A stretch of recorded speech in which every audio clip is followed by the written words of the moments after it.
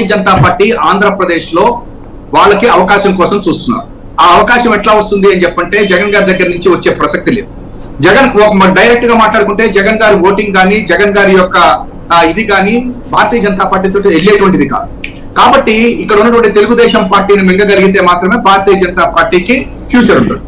కాబట్టి ఇప్పుడు ఇక్కడ రెండు ఇష్యూస్, ఒకటి ఆయనతోటి కలిసి వెళ్ళటమా లేకపోతే కలవకుండా వెళ్ళటమా. ఇప్పుడు కలిసి వెళ్తున్నారు. అయితే దీంట్లో చంద్రబాబు నాయుడు గారి యొక్క ఇది కూడా ఇందులో ఉన్నది. అదేంటంటే ఏదో ఇవాళ 0.85% ఉన్నటువంటి చోట లేకపోతే ఇదేదో ఓట్లు పడిపోయేసేసి లేకపోతే ఇప్పుడు మోడీ గారు వచ్చేసి 2 మీటింగుల్లో మాట్లాడేసేయంగానే లేకపోతే వాళ్ళతో పొత్తు పెట్టుకోగానే వెంటనే ఏదో సాధించేస్తామని చంద్రబాబు కూడా అనుకోవట్లేదు.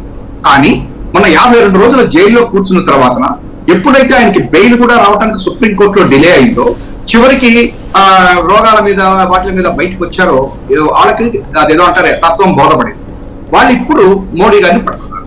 అయితే మోడీ గారు వాళ్ళు చూసింది ఏంటంటే ఇప్పుడు నరసింహరావు గారు చెప్పినట్టుగా ఇతన్ని కనుక మనం వదిలేసేటట్లయితే ఇతను డెఫినెట్ గా కాంగ్రెస్ పార్టీతో వెళ్తారు. ఆల్రెడీ ఇప్పుడు కూడా కాంగ్రెస్ తోటే ఉన్నాడు ఆయన. తెలంగాణలో మన రేవంత్ రెడ్డి గారికి డైరెక్ట్ గా అటు ఇటుగా చేశారు, కర్ణాటకలో ఇది చేశారు. కాబట్టి తెలంగాణలో కనుక చేసినట్టుగా కనుక ఈ బ్యాచ్ ని కనుక వదిలేసి తెలుగుదేశం వాళ్ళని డెఫినెట్ గా కొంచెం బదనాం చేస్తారు.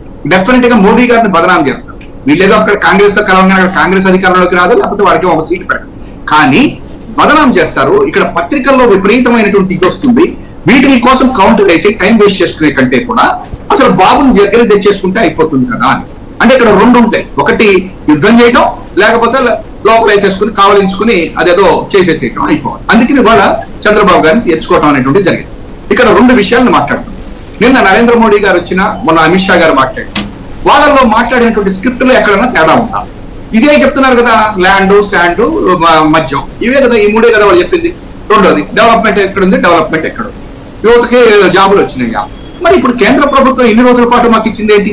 ఈజ్ ఆఫ్ డూయింగ్ బిజినెస్ లో మేమే నెంబర్ 1 అంటున్నారు. ఇవాళ రోజున విద్యా వైద్యాలలోనే ఉన్న అన్నింటి స్టేట్ లో వాళ్ళు వచ్చి మమ్మల్ని చూసిపోతున్నారు. జగన్ గారి యొక్క నాడు నేడు స్కూల్స్ బ్రహ్మాండంగా ఉన్నాయంటున్నారు.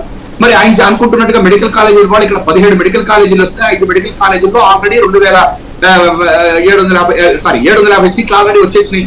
మరి ఇటువంటి పరిస్థితుల్లో డెవలప్మెంట్ లేదని చెప్పిన ఎట్లా అంటారు? సరే, ఇవన్నీ కూడా మాట్లాడటానికి కూడా తప్పదు.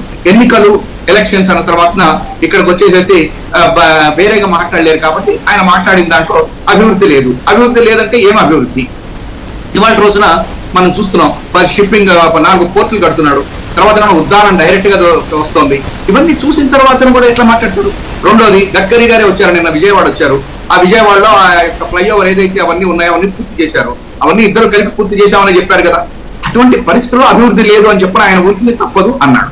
ఇక నెక్స్ట్ అవినీతి గురించి మాట్లాడుతున్నారు. కాకపోతే ఒకటి బాధాకరమైనటువంటి